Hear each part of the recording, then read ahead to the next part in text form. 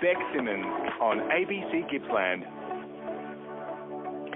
People in Heyfield are scouring their sheds for old and loved cricket bats, and they're handing them in.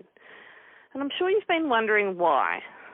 So Tams Hesz is here to tell you about it. Tams is teaming up with the charity Where There's a Will, and she's the artist behind Soul Stories. Good morning.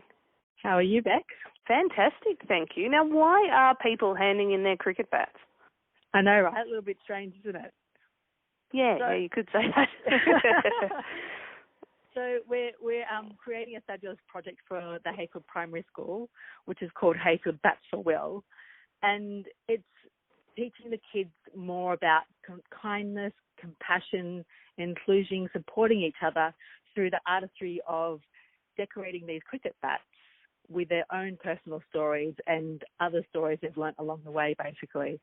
And the cricket bats are kind of like the catalyst where we're collecting them, including the men's sheds as well, where they get to sand them down, and then we bring them back into the classroom for their blank canvas, basically, which will then go later on down the track. We'll have a big auction night to raise money to go back into the community. So yeah. Beautiful. So ultimately, will they just be art for the wall, or will they be art for sport?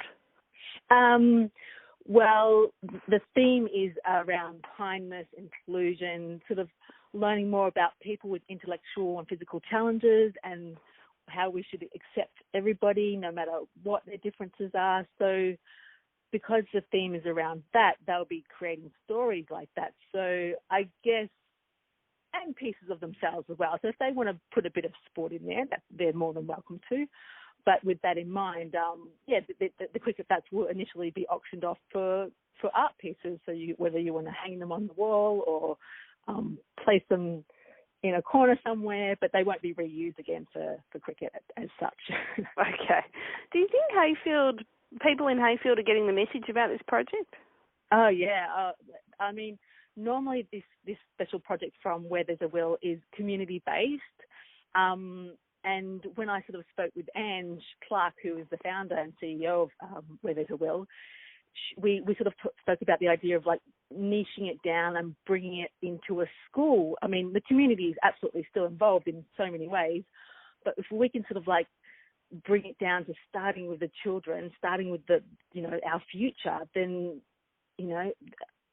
the idea of including people in everything that we do becomes the new normal, if that makes sense. Mm.